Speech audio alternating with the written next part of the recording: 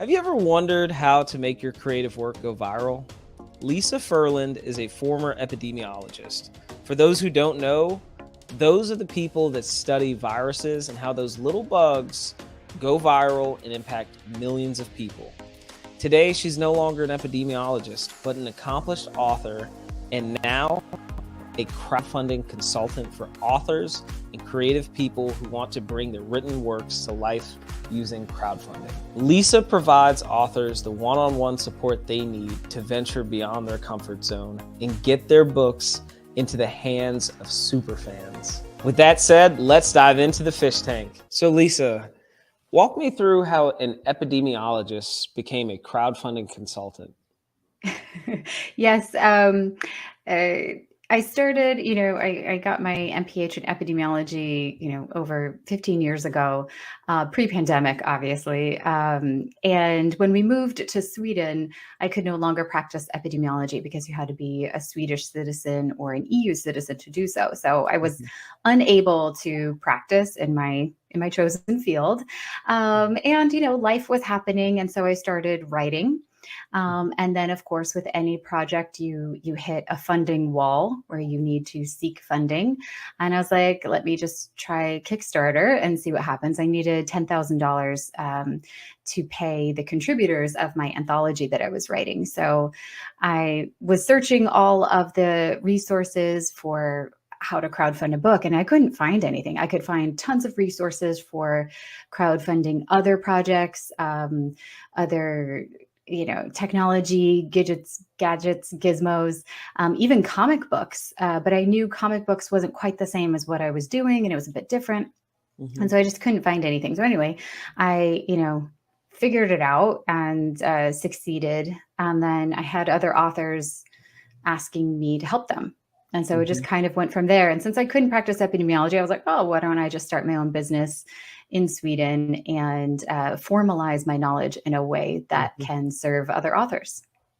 That is so amazing. Like, it's crazy how a turn of events started you on a whole new career path. And that happened to be crowdfunding. About when was that? Yeah.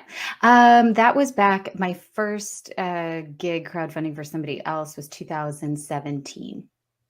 Which feels like forever ago now. Yeah, it's like nearly 5 years. And I knew it was, at the time when I was crowdfunding myself, I was like, I don't want to do this again. Like, this is too stressful. I don't want to do it. It's too much. But then I did my second campaign and I was like, I wish I had me to help me through this. I wish I had someone who could help guide me through this and just be emotional support, not just emotional support, but marketing support, emotional support, like the whole thing. And so I was like, oh, I guess that is what I do for authors. And that is really helpful. And that is something that, is a need. There is a need because I needed it. So I was like, I need to do more of this and really focus on making this more of a business. That's incredible. Like, so you were a past customer. Like you had experienced the need yourself, and then you were like, man, let me build a whole business around this. Yeah. And so now you're helping other people crowdfund their new ventures. Exactly. So tell me, what does it feel like to be one of those people that needs a crowdfunding consultant? Like, what are they feeling when they start a crowdfunding campaign? Yeah, most of my authors don't have an audience.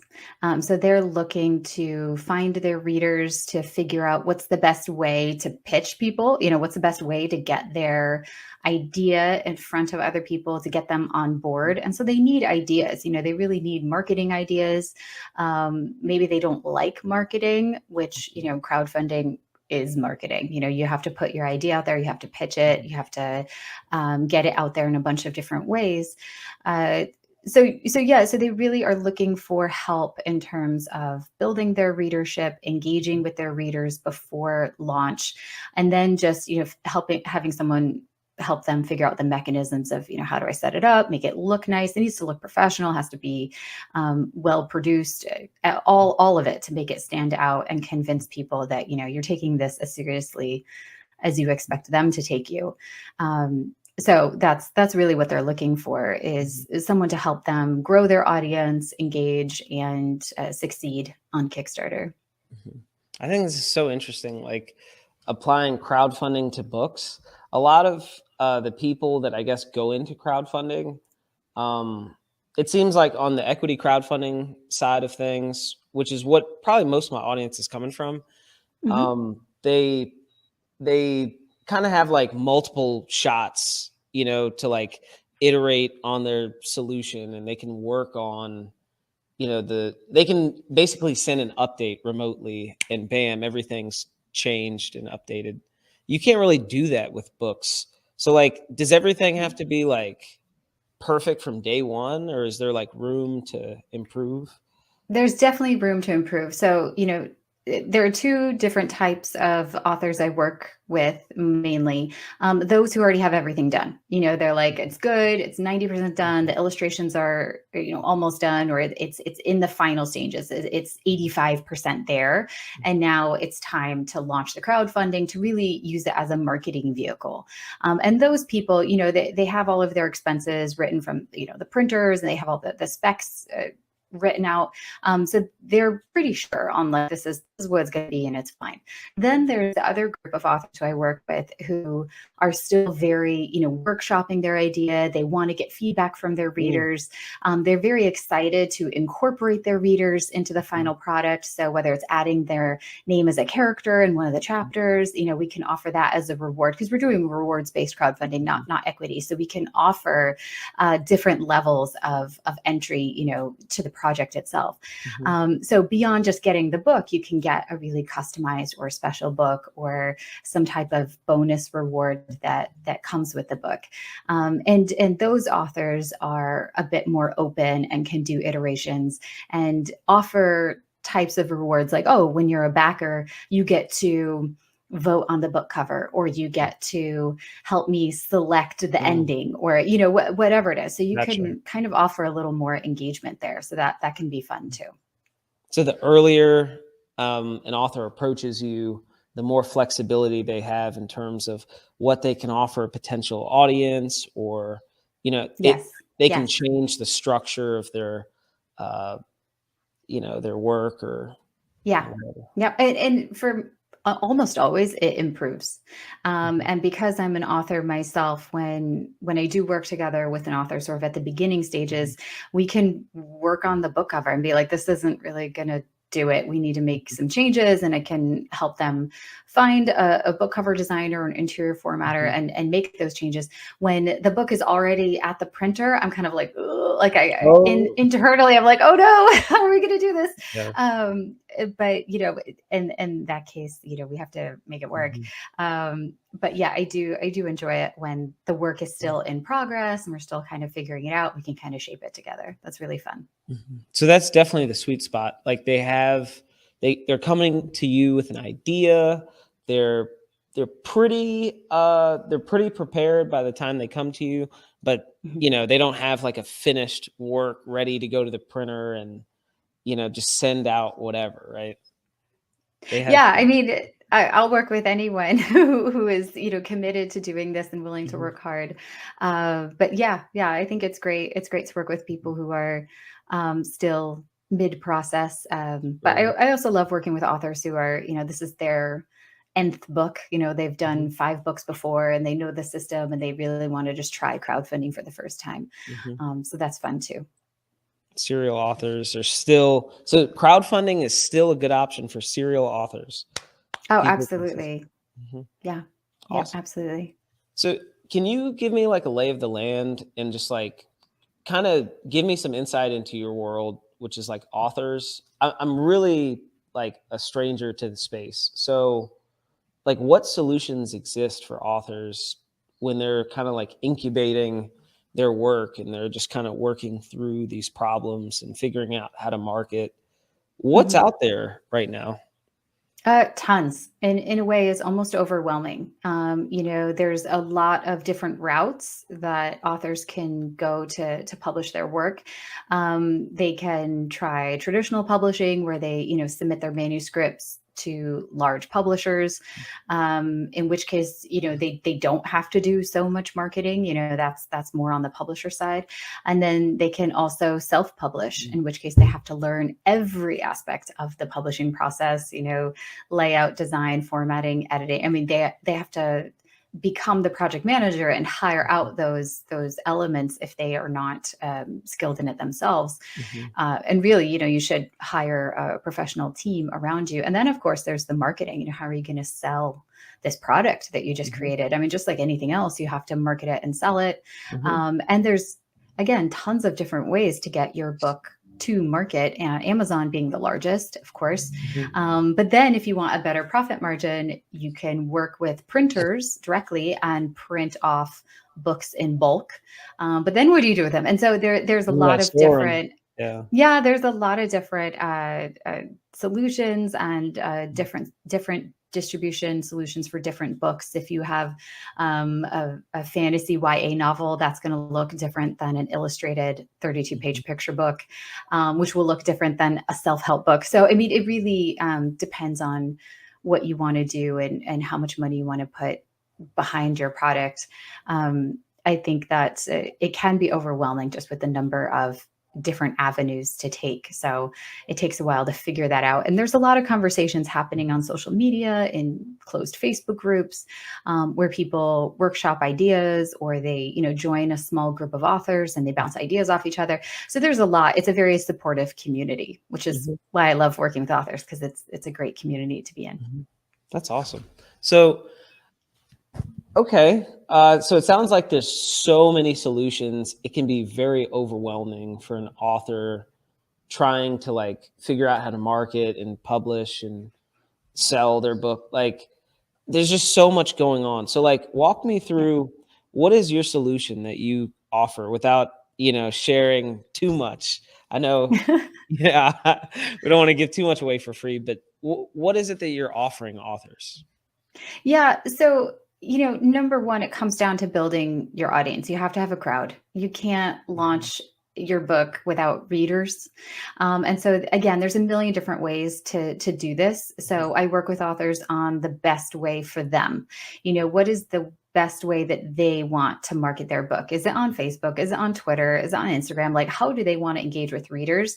And then we come up with a social media plan that addresses something that they can do, that's sustainable for them. Or we come up with a blogging plan, and then we put it in place and we set milestones so that we can see how well they're progressing.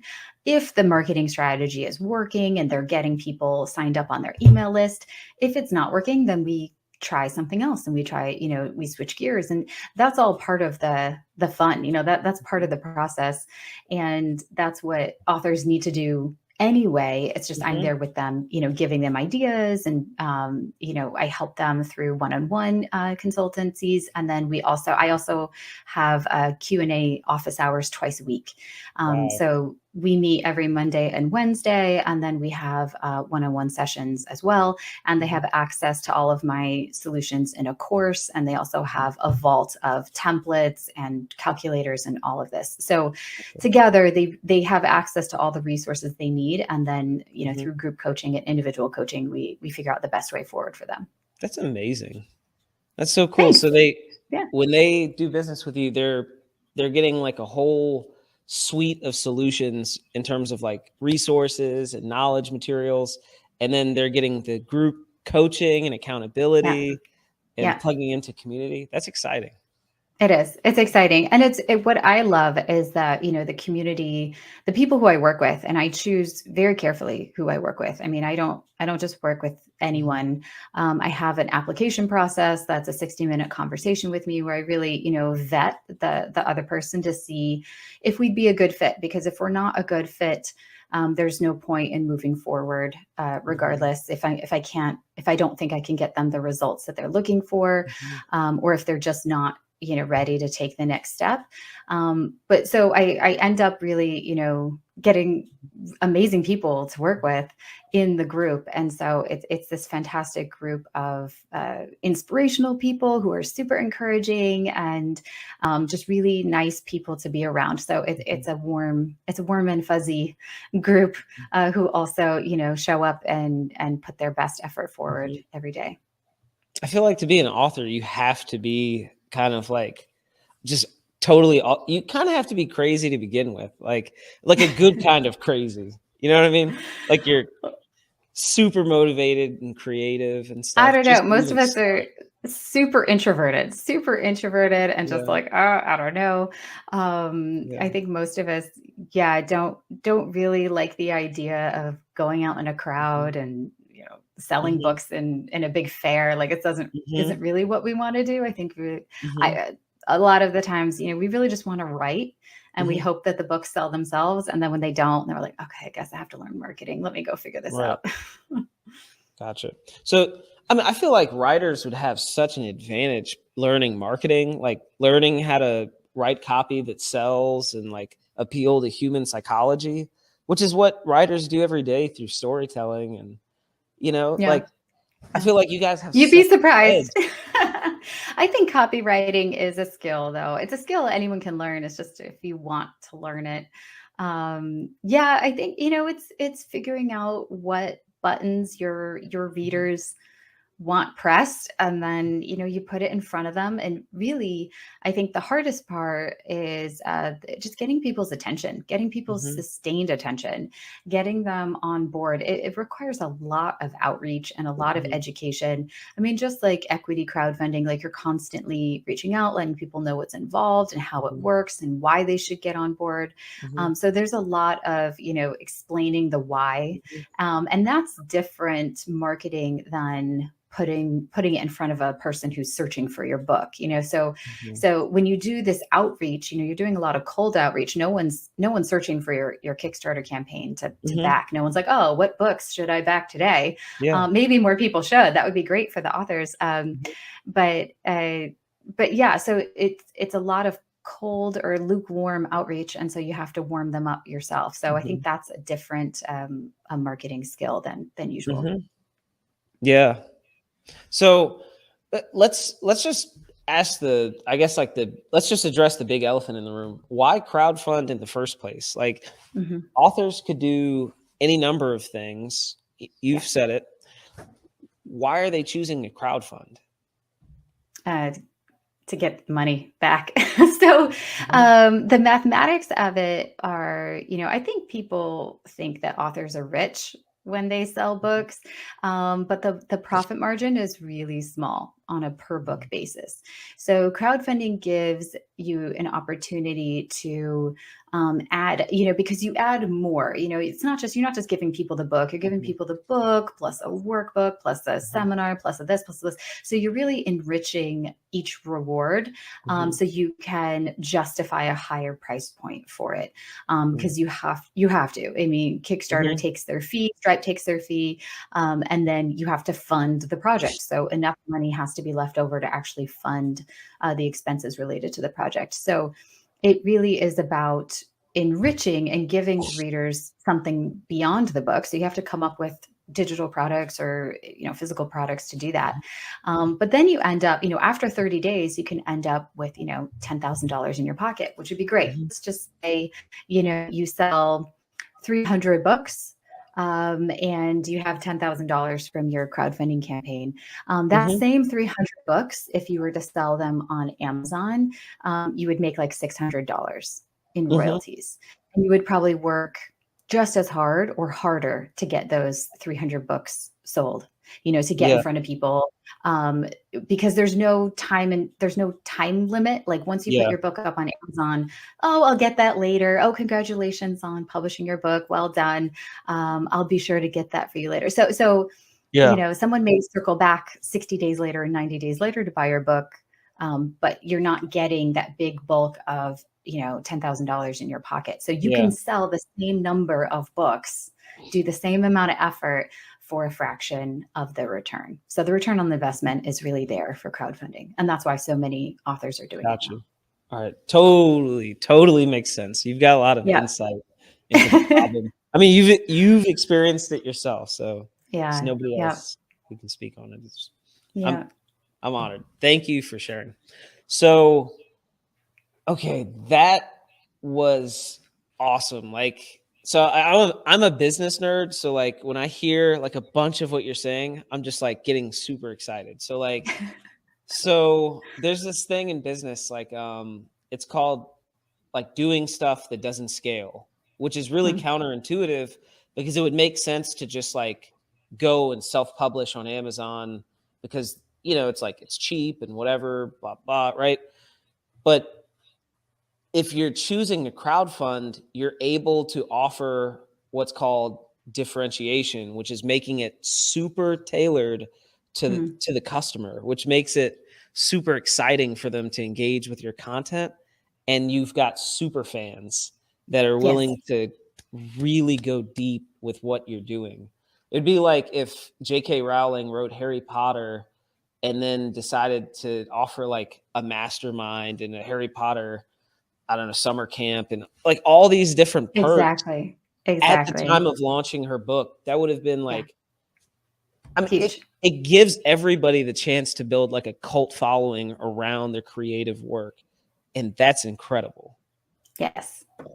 That's Yes, awesome. and that cult following is what, what you see when you see success on Kickstarter or Indiegogo or any of these rewards-based crowdfunding. They're bringing their cult following to that platform. Like the Mhm. platform isn't doing it. The platform is just the vehicle, but they're bringing their cult following there. So it really is all about, engaging with people, getting people super excited. And that's why, I'm Yes. not saying not every book deserves a crowdfunding campaign, but some books will succeed easier than others because they have this energy around them, or they Mhm. have something super unique, and I Yes. think there's a lot, people are super into experiences. So if you have a book, and I'm working with an author now, she's offering also like, you walk the tour of where the characters are, so the history, so you go to the hotel where the story takes place, Mhm. you can go up the secret elevator where only the hotel employees can go, and that's where a murder happens or something. I mean, so you can really take people on this experience. They read the book and then they can go experience the book in real life, and they Oh have my a God. ball, and they have like all these, like they can dress in costume, and it's Mhm. really interactive and fun. So you can offer that to people, that you can't do that if you just launch on Amazon. Like the book is still there, but you can't offer all of those Yes. extra things with it. So it's a completely different approach to a book launch. And so again, some books lend themselves really well to that. Other books are great. They're wonderful. They're cute. They're fun. But they're not offering so much experience or customization with them. Mhm. And they do fine. They also do fine. Mhm. That's awesome. Okay, so that's great. Um, so where are you now in your journey? Like how many authors are you how many authors are you looking to help in the next 12 months? Yeah. Um, right now, my roster is full. I feel like I have so many authors who I'm working with, and my husband was like, "Just raise your rates, and that'll solve that." I'm like, "That's true, I know," but Yeah. I think I want to help as many as possible, as many as I can. My goal is 5 authors a month, onboarding 5 authors a month. The hard part is when they all want to launch on the same day. I had 3 authors launch on one day, and I was like juggling Mhm. nonstop. I was like, okay, over here, over here, over here, Yeah. and just trying to get everyone on ready to go, because it's a lot of work. But I will say, yeah, I'm trying to onboard 5 authors a month. So, in the next 12 months, that's a decent number, but nothing that I shouldn't be able to not handle. So I've yeah, it's been great. I wouldn't change it for anything. I changed my whole business model last year, that has really allowed me to serve more authors each month. So I'm super excited about that. So yeah, no more than 5. I think 5 is about my max, and then I start losing the ability to keep track of who's doing what and where everybody is. And part of my goal is to help keep people accountable. So I need to sort of limit how much I can take on, so I can provide everyone with 110% of my attention. So how are authors finding you now? Like, how are you hunting? Yeah, word of mouth, a lot of word of mouth from all the successful authors. There was a large campaign that did 30,000 recently for a book, children's book, which is big. Most children's books do around 12 or 15,000. So she was wonderful, and she's been telling everyone to work with me. So she's been fantastic. And then also I run ads on Facebook.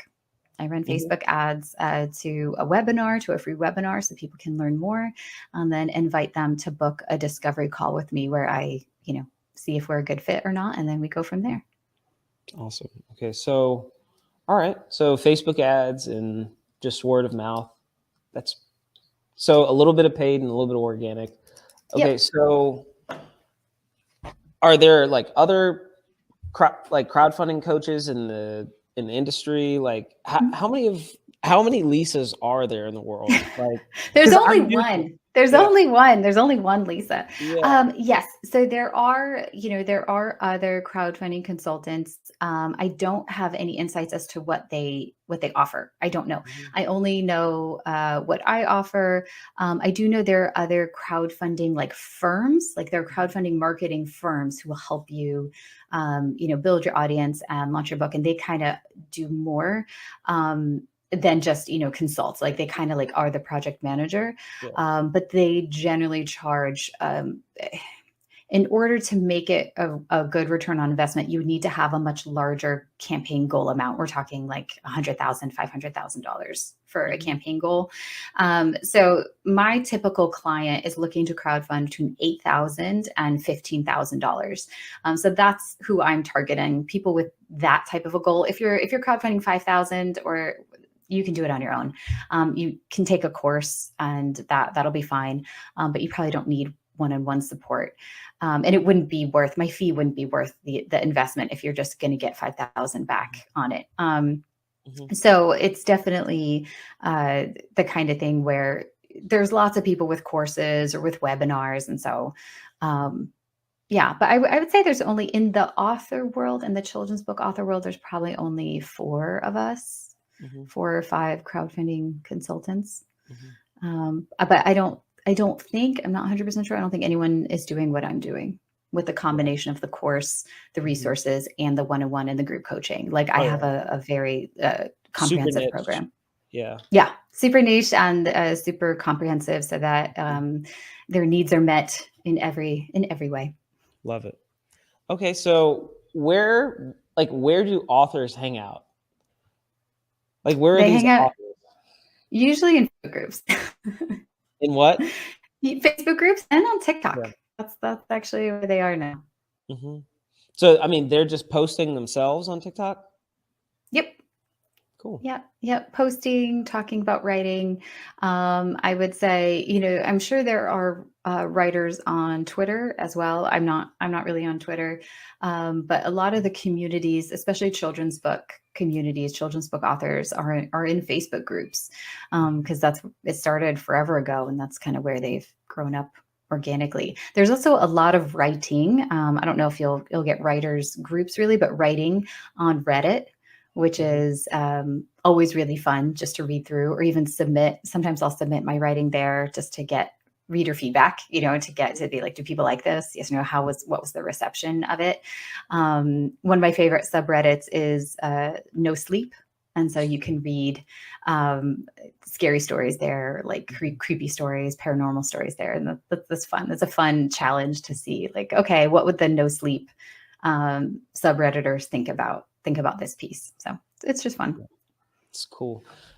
I think it's amazing how like the internet has facilitated like all these like hyper niche groups and like social like enclaves that like you would never know authors hang out in like Reddit forums or something, like unless you talk to one. So Right. It's like a whole new world getting opened up to me. So appreciate it. Yeah.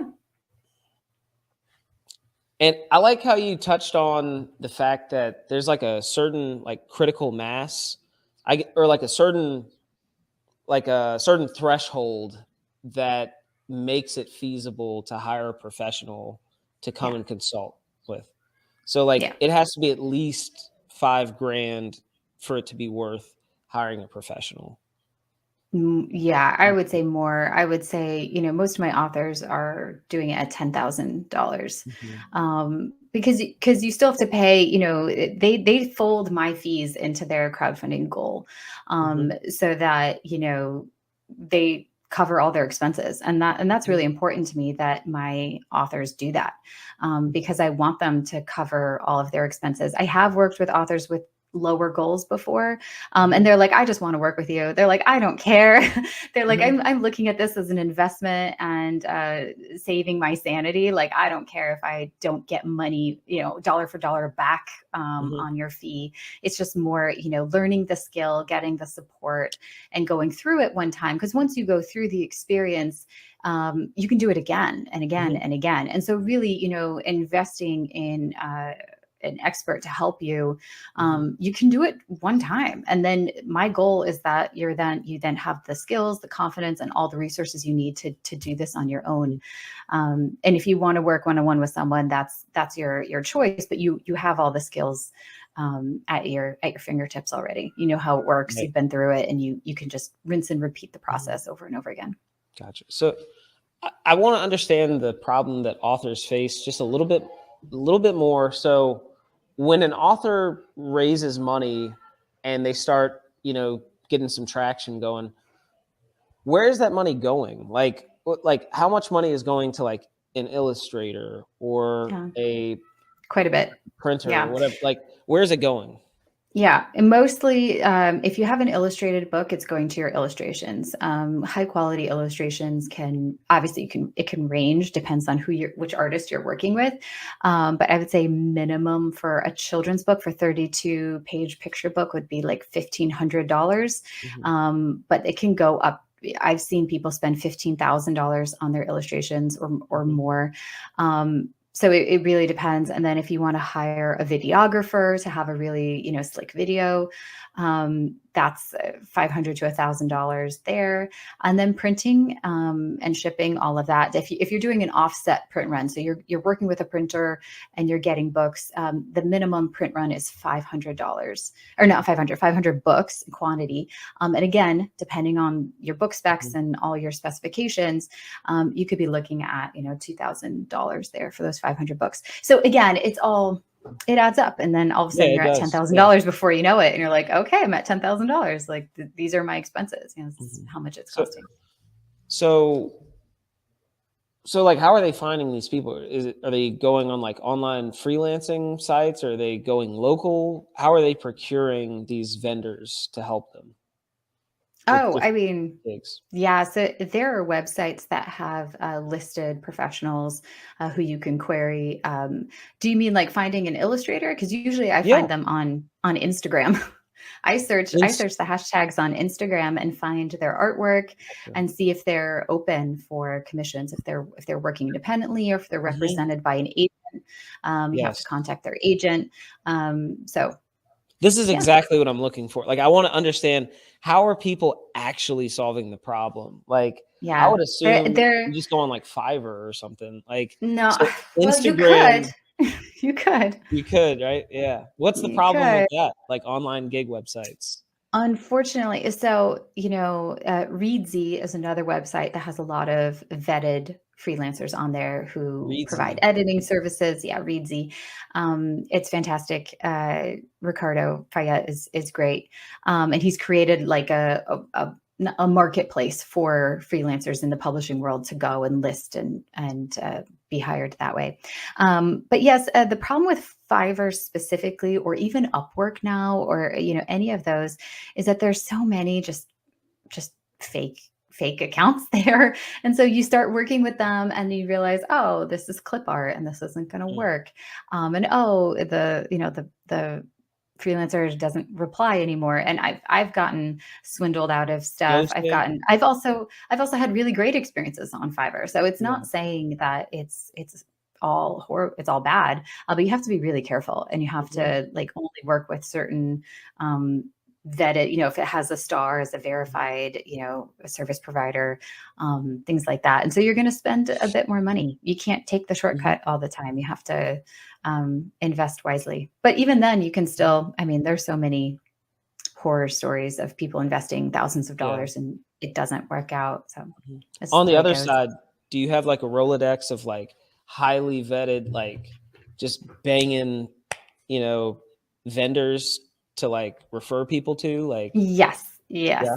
My clients, I steer them at whatever they need. So if they need developmental editing or proofreading, if they need an editor who's skilled in rhyme, because that's a different whole editing approach. Yes, I have my go-to people who I'm happy to connect them with. Book formatters. The problem is all my people are so busy. They're so busy. It's such a hot moving space. So yeah, I'm constantly looking for new talented people who I can refer my authors to. Okay. I know this conversation is running a little bit long, but like, this is one of the most engaging conversations I've had. So like, because you were legit in the trenches, like getting your hands dirty, helping these like budding authors. And I'm just like, I'm amazed. So I have another question. So like, you are an expert advisor to help people get their creative work off the ground. Do you think that there are people like you, or would you yourself be willing to work in exchange for maybe equity or royalties or like some kind of alternative arrangement? And what are the problems that you foresee with those kinds of models? Yes. So, the hard part with, working for any equity when it comes to authorship, and this is why you don't see authors in equity crowdfunding, is because I don't think there is much equity in authorship unless you're talking about, investing in an independent publisher who's really going to start, churning out, Scale. 10, 15 books a year. Because you do need the scale of the catalog. Now there are some indie publishers out there who are churning out, they're prolific. They're churning out tons of books. They're making tons of money. They're at the top of the charts on Amazon. I know them personally. They're incredible. I would have loved to have been given the opportunity to invest in their business. It wasn't an option, like they were just going for it. And you can see these people, you know who these people are. You're like, you are going far. I know you, I want to invest in you. You are going far. But it's not easy to figure out, okay, how do I offer equity as part of my authorship business? And, so many authors, they're just doing, it's a one-off, they're doing one project, or they maybe have, 5 books in them and then they're done, but they're not going to, create a lifelong business at it.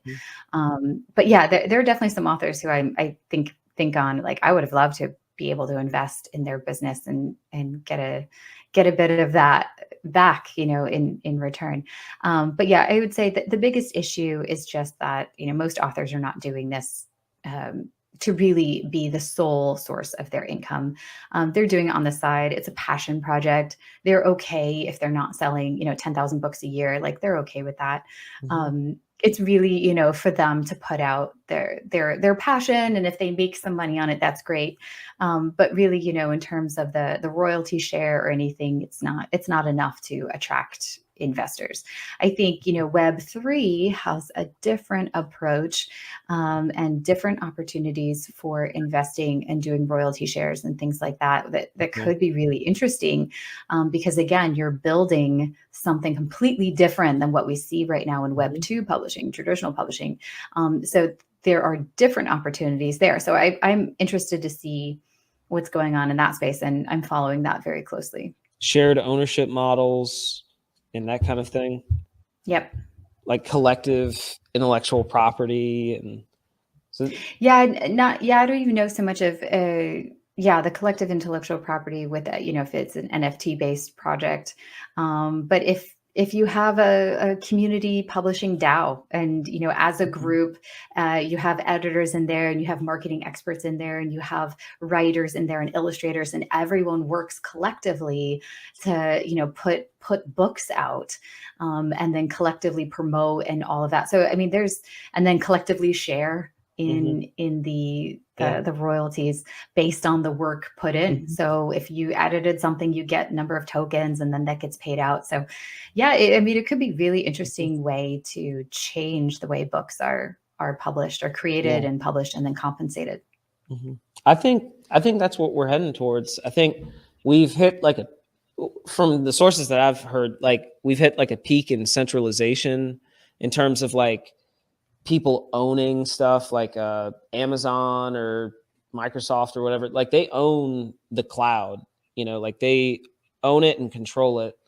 But there's open source kind of Web3 projects going on, creating, anybody could have a little server, a little desktop or something, and then rent a piece of their machine out to form a distributed cloud. And I think that's what we're moving towards. And I don't think it's just a pipe dream. I think that's just inevitable. I think it's in our nature to just create and share, and that's what works.